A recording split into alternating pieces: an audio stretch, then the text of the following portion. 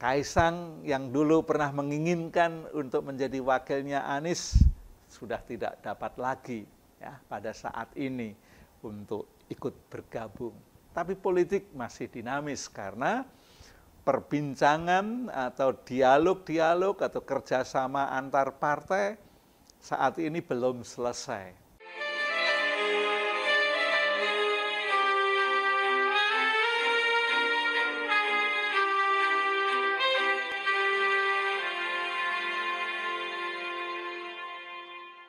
Pilkada Jakarta memang selalu menarik perhatian dari banyak pihak. Ya, pada saat ini yang masih sekitar 2 bulan lagi untuk mencalonkan diri atau dicalonkan khususnya yang dari partai-partai itu sedang pada menggodok. Tetapi banyak sekali partai-partai yang sudah saling mengklaim siapa yang ingin ditampilkan. Ya, Pilkada Jakarta oleh Gerindra pernah saya kemukakan, Ridwan Kamil mau diusung. Lalu PKB juga mengusung Anies Baswedan yang pernah dilirik oleh PDIP. Dan sekarang PKS selaku partai pengusung atau partai pemenang Pileg yang lalu bersama dengan pemilihan presiden yang jumlah kursi di Jakarta itu mencapai 18 kursi sendiri. Dia merasa yang paling menang. Ya, memang menang, bukan merasa tapi memang menang. Ya, PKS di Jakarta dalam posisi Dewan Perwakilan Rakyat DPRD di Jakarta. Nah, dan pada saat ini PKS juga membuat keputusan untuk mengambil kadernya menjadi calon gubernur. Ya, begitu dikemukakan oleh DPP-nya partai PKS itu, ya, hanya dalam waktu sekian hari, nggak sampai 2-3 hari sudah berubah, yaitu kadernya, ya, kadernya juga langsung didampingkan kepada Anies yang sudah dideklar oleh PKB sebelumnya. Ya, PKB sekalipun juga baru di level Jakarta, belum sampai ke DPP, tetapi itu sudah menjadi semacam keputusan nasional. Gitu. Nah, PKS yang merasa posisinya di DPRD Jakarta itu mayoritas, ya, kalau bersama PKB saja sudah dapat mewakili untuk memajukan calonnya, ya. Tapi akhirnya pihak PKS menentukan sikap bahwa kadernya yaitu Sahibul Imam ditetapkan menjadi wakil gubernur yang mendampingi calon Gubernur Anies Baswedan. Nah, ini sungguh luar biasa. Sehingga pada saat ini posisi Anies mulai terkunci. Ya.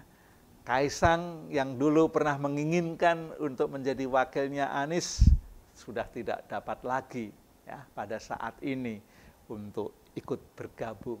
Tapi politik masih dinamis karena perbincangan atau dialog-dialog atau kerjasama antar partai saat ini belum selesai, ya, belum selesai. Kalau dulu PKB, PKS, sama Nasdem di Pilpres bisa bersama, apakah ini nanti juga bisa bersama? Juga belum tahu karena memang politik itu sangat dinamis sekali. Ya. Dan terakhir, Anies pun juga ada kerinduan, ada keinginan, ada harapan untuk bisa bertemu dengan Presiden terpilih Prabowo. Ya, ini semua sedang diatur bagaimana untuk bisa bertemu dengan wakil dari Gerindra, untuk bisa bertemu dengan calon presiden terpilih ini. Ya, karena ini memang sangat baik ya, dan Pak Prabowo sendiri juga tidak akan menaruh sifat yang dendam atau yang benci gara-gara dulu pernah menjadi kontestan yang sangat berlawanan dalam berpandangan. Ya, malahan pihak Anies sempat menyerang terlebih dahulu di dalam debatnya. Tapi semua ini apakah memungkinkan nantinya?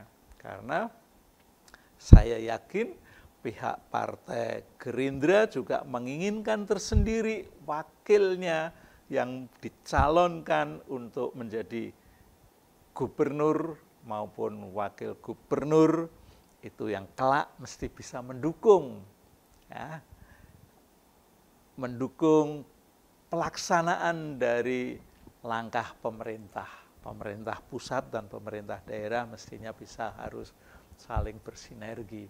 Ini sebuah harapan tentunya. Tapi balik lagi, memang ada banyak tikungan-tikungan tajam ya, yang nantinya bisa saja apa yang sudah dideklarasikan ya, bisa saja pada saatnya ada yang bocor, ada yang gembos sehingga tidak bisa. Tapi kalau nanti Pak Muhaimin setelah pulang dari tugas hajinya, ya, mungkin akan dibicarakan secara insan apakah betul pihak PKB DPP-nya ini akan mendukung Anies selaku calon gubernur dan ditambah dengan dukungan dari PKS yang sudah mendeklarasikan Pak Sohibul Iman menjadi wakilnya. Kalau itu ya, berarti posisi Anies dan Pak Iman sudah kuat. Ya, malahan pihak PKS sudah memberikan panggilan untuk pasangan itu aman. Jakarta aman, yaitu Anies Iman.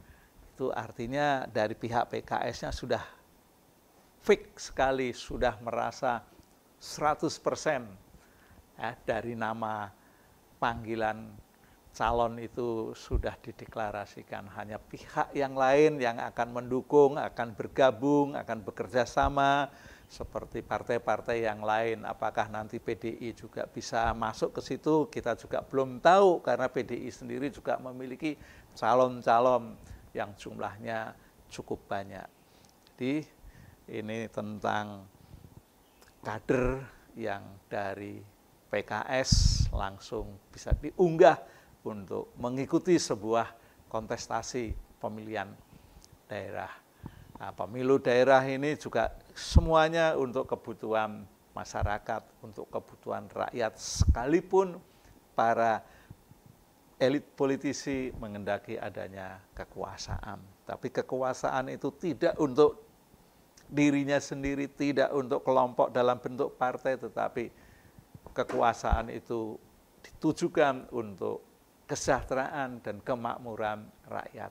Sudah sekian tahun Indonesia merdeka, dan sekarang kita sudah melihat kemajuan-kemajuan rakyat di bidang apapun, baik pendidikan, kesejahteraan, kemakmuran, itu sudah tampak ada di mana-mana. Sekalipun masih banyak keluarga-keluarga atau masyarakat yang ada di posisi kurang mampu. Oke, semoga pilkada di Jakarta menjadi dinamika yang sungguh luar biasa, yang dapat menjadi magnet bagi masyarakat luas untuk memperhatikan pilkada Jakarta. Oke, sampai ketemu pada sesi berikutnya.